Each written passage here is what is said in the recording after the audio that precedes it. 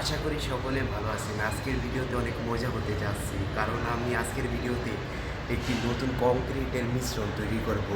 কারণ প্রতি বছরই আমি আতশবাজি ফুটিয়ে থাকি হ্যাপি নিউ ইয়ারের সময়, এবং এবার হ্যাপি নিউ ইয়ার খুবই তাড়াতাড়ি চলে আসছে। আমি বোম ফাটানোর জন্য একটি কংক্রিটের স্থাপনা তৈরি করি। বছর আতশবাজি ফোটানোর জন্য এই কংক্রিট আমি তৈরি করে থাকি, কিন্তু এবার একটু অতিরিক্ত শক্ত করে তৈরি করব, যেটার উপর আমি অনেক সিরিয়াস। সম্পূর্ণ ভিডিওটি দেখতে থাকুন, আশা করি সম্পূর্ণ মজা পাবেন। যদিও আমি ইতিমধ্যে অনেক কিছু তৈরি করে ফেলেছি, যেমন কংক্রিটের স্থাপনার জন্য এই যে এটা একটা খাঁচা বলা যায় এটাকে।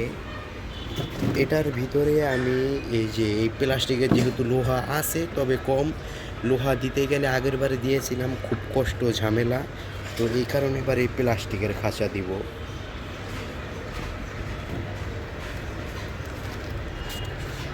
এবং এখানে ইটের গুঁড়ো করা আছে, ইটের গুঁড়ো করা আছে।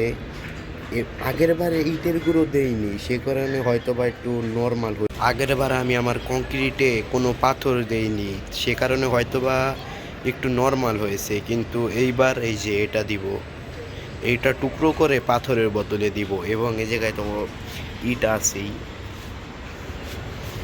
এখানে প্লাস্টিকের খাঁচা আছে, এবং এটাকে কি বলে, কার্ডবোর্ড দিয়ে একটা জুগার তৈরি করেছি।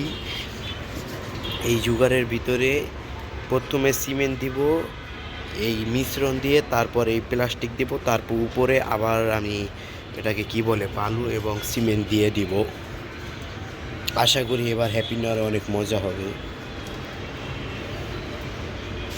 আমি এইটা গুঁড়ো করে তারপর আবার ভিডিও স্টার্ট করছি। এখানে টুকরো করা হয়ে গিয়েছে।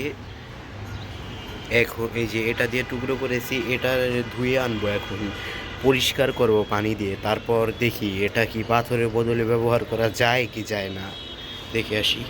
এই যে এখানে আছে সেই ধোয়া, এটা কি বলে কংক্রিটের গুঁড়ো, এবং এখানে আছে ইটের গুঁড়ো। এখন রিয়েলাইজ করতে পারলাম যে এটা একটু কম হয়ে গেছে, তো দেখি এখন কি ইটের গুঁড়ো বাড়িয়ে দিব নাকি এটাই আর একটা গুঁড়ো করে দিব। দেখি, আমি গুঁড়ো করার পর আবার ভিডিওটা স্টার্ট করছি। কিছুক্ষণ ভাবনা চিন্তার পরে যে ইটের গুঁড়োই করলাম, এবং কংক্রিটের কিছু গুঁড়ো দিব পাথরের বদলে। তো সব কিছু গুঁড়ো করে তারপর ভিডিওটা কন্টিনিউ করছি। এই যে এখানে আরও কিছু কংক্রিট এবং ওটা কি বলে ইটের গুঁড়ো করে নিয়েছি। এখন এই জায়গায় 1:2:3 একটা কম্বিনেশন করে তারপর আমি আবার ভিডিও কন্টিনিউ করছি। এখন বালু শেখা যাক।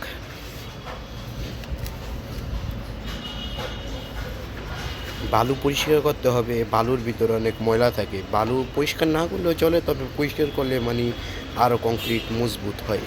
তো বালু পরিষ্কার করে তারপর আমি জানাচ্ছি। আগের যে ইটের এবং কংক্রিটের গুঁড়ো ছিল সেগুলো মিশানোর পর দেখলাম কম হয়ে যাচ্ছে, তারপর আরও অনেকগুলো করে নিয়েছি।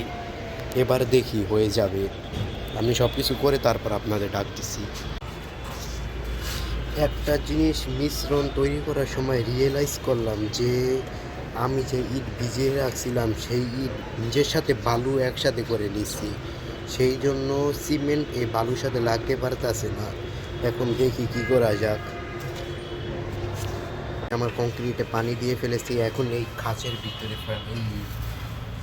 খাঁচের ভিতরে ঢালবো। ঢালার পর আবার ভিডিও করছি। প্রথম ধাপের কংক্রিট দিয়ে দিয়েছি, এখন এই যে এই জানলি দিব, তার উপর আরও কিছু কংক্রিট ঢেলে দিব। এই যে শেষ ফাইনাল লুক। তো আগামীকালকে দেখা যাবে যে এটা ফাইনাল কেমন দেখা যায়। তো নেক্সট ব্লগের জন্য সাবস্ক্রাইব করে রাখেন।